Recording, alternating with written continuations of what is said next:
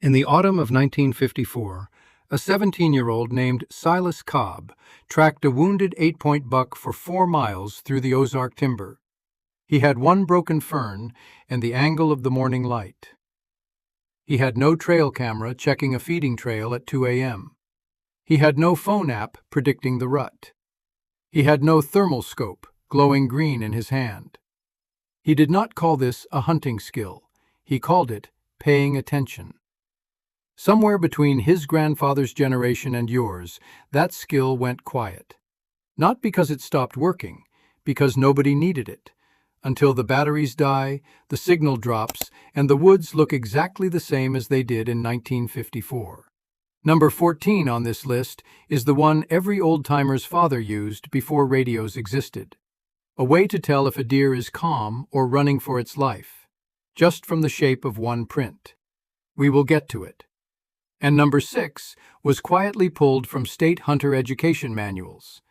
The official reason was curriculum modernization. The real reason had nothing to do with hunters and everything to do with a marketing deal. We will get to that, too. Before we start, hit subscribe. These 20 skills cost nothing, need no batteries, and every one of them still works this season. Number 20. Aging a track by its edges. In 1951, a Missouri trapper named Everett Hall could tell a track's age within the hour just by the crumble on its edge. Dry, sharp edges meant fresh. Rounded, damp edges meant hours old. He did not own a watch. On the trail, he did not need one. Insects tell the same story. Ants rebuild a disturbed track's rim within 20 minutes. Spider webs across a print mean it has been there since last night. Today, this costs nothing and takes 10 seconds. Almost no one bothers to check. Number 19. Reading weight and sex from the stride. A wider stride, splayed dew claws, and a dragging toe usually mean a mature buck, not a doe. Deer, researchers at Mississippi State University's Deer Lab confirmed in 2016 that stride width correlates more reliably with body mass than track length alone. Old woodsmen knew this without a research paper. They just watched 10,000 tracks before you watched your first. Number 18. Wind triangulation by time of day. Thermals rise in the morning as the ground warms. They fall in the evening as it cools. A hunter who understood this could sit downwind of a bedding area at dawn and uphill of it by dusk. Same spot, opposite wind. Most hunters check wind once their grandfathers checked it every hour, without a wind checker bottle, just by wetting a finger and reading the chill. Number 17. Cold trailing after rain. Rain does not erase a track, it reshapes it. A trail gone soft and rounded after a storm can still be followed. The depth tells you the animal came through before the rain started, not after. This is the kind of patience nobody has anymore. It used to be the difference between eating and not eating. A cold trail in November. Ozark timber means hours in wet boots and a wind chill that can drop a body temperature 2 degrees before a hunter notices. Hypothermia does not announce itself. It just makes your hands stop working. Number 16. Reading rubs for direction of travel. A rub is not just proof a buck exists. The scarred side of the tree faces the direction he was walking. Old hunters read a line of rubs like a sentence, each one pointing to the next. Official reason, state hunter education boards streamlined a growing curriculum in the early 2000s. Real reason 1? State boards' own budget records tell a very different story, and we will show you the exact number at skill number 6. Number 15. Primary scrapes versus boundary scrapes. Not all scrapes matter equally. A primary scrape sits on a well-used travel corridor and gets refreshed for weeks. A boundary scrape marks territory and may never be revisited. Auburn University's Deer Lab found in 2015 that mature bucks revisit primary scrapes up to 4 times more often than boundary scrapes, using scent marking as a scheduling system other deer can read. Number 14. Reading pressure release in a print. This is the one we promised. A relaxed gait leaves even unhurried spacing. A spooked animal leaves deep toe drag and uneven stride. Pressure released hard and fast at the back of the print. An old game warden could tell you from one track whether a deer had walked past calmly or run for its life 30 seconds earlier. No app does this. Your eyes still can.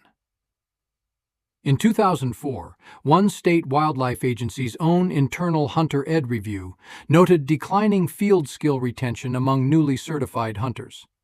The review was filed. Nothing changed.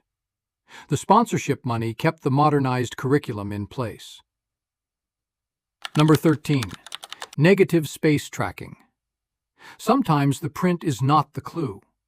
Disturbed leaf litter, bent grass, and a patch of ground slightly darker than its surroundings tell you an animal passed without a single visible track. Old trackers called this reading the quiet. You are not looking for the animal. You are looking for what the animal disturbed. Number 12. Dew disturbance at first light before sunrise. Dew sits evenly on grass and leaves a line of disturbed dew. A darker path through silver means something walked through in the last hour before the sun burned it off. This window lasts maybe 40 minutes. Most hunters are still in the truck. Number 11. Backtracking to a bedding area without spooking it. Following a track backward, away from where an animal is likely bedded, lets a hunter learn travel patterns without ever pushing the animal out. A Penn State radio collar study in 2018 confirmed mature bucks that are pressured near bedding areas shift core ranges within 72 hours. Old hunters never walked toward the bed. They walked away from it and let that sign teach them from a distance. One more thing before we reach the top 10. Skill number 3 is the reason old trackers could get within 20 yards of an animal that had no idea they existed. Hold on to that. Number 10. Reading a blood trail's color and height. Bright, frothy blood, low to the ground, often means a lung hit. The animal will not go far. Dark blood, high on brush, can mean a gut shot and a very different, much more patient recovery. This single piece of knowledge separates a quick, respectful recovery from hours of guessing. Before search and rescue teams and cell coverage, a lost hunter's survival often came down to whether he could backtrack his own prints home before dark. Men did die in these woods for not knowing how. This is not decoration. It is the reason the skill existed at all. Number 9. Snow sifting. To time a track within the hour, falling snow settles into a track at a measurable rate. A print with no snow inside it is minutes old. A print half filled is an hour old, maybe more old. Trackers in the North Woods used this to time a stalk almost to the minute. No thermal, no drone, just falling snow doing the math for them. Number 8. Reading toe drag for injury or age.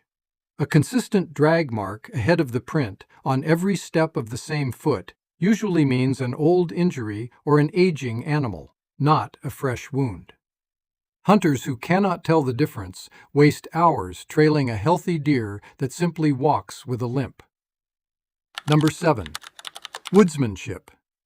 As a public reputation in small hunting communities, a man who could track without dogs, without help, and bring meat home in bad weather was known for it. It was not bragging. It was simply what the other men said about him at the feed store. A man who got turned around in his own home county that followed him too. Number 6. Official reason, real reason. We promised this one. In 2007, Ohio Hunter Education Board signed a $340,000 sponsorship agreement with an electronic scouting camera manufacturer that same year. Sign reading instruction in the state's hunter safety course dropped from 4 hours to 40 minutes. Official reason? Modernizing course length for a new generation of hunters. Real reason?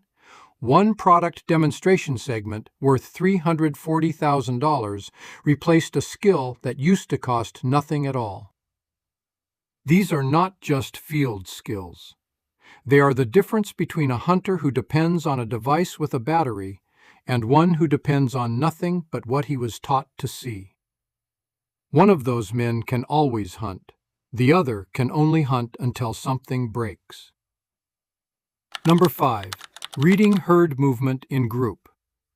Sign. A single track tells you where one animal went. A field of overlapping tracks, read correctly, tells you the whole group's direction, pace, and whether they were relaxed or alarmed. Old trackers read herds like sentences, not scattered words. A hunting camp never judged a man by what he carried. It judged him by whether he came back with meat. In bad weather? Number 4. Predicting ambush points from terrain. Funnels, ridgelines, saddles, and creek crossings force animal movement into predictable lines.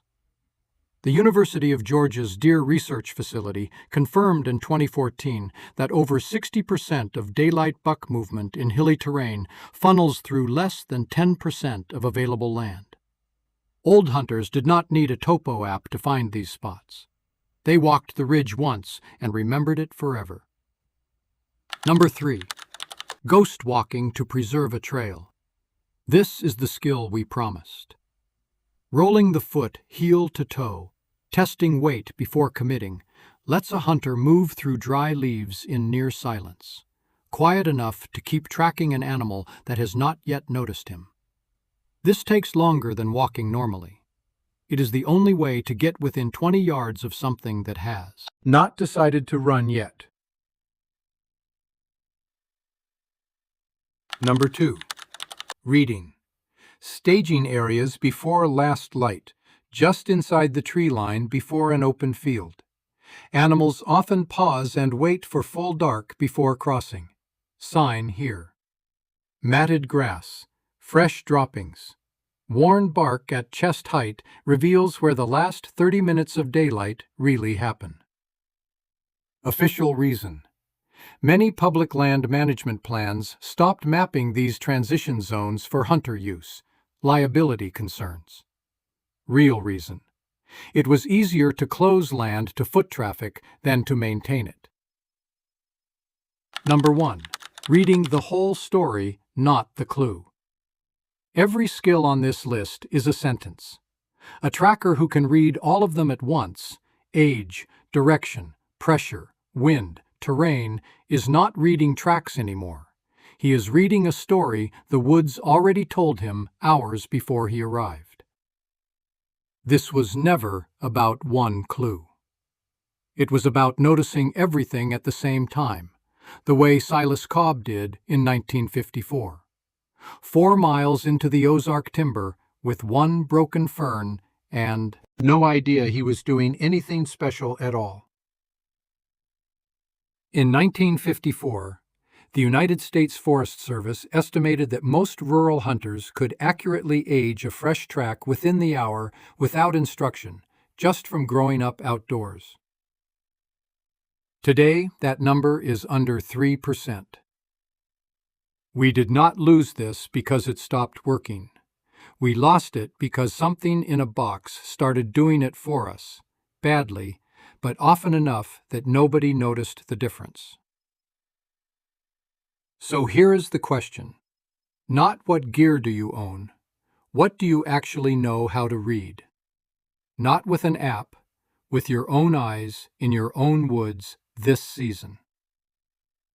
Silas Cobb did not have a name for what he knew. He just knew it.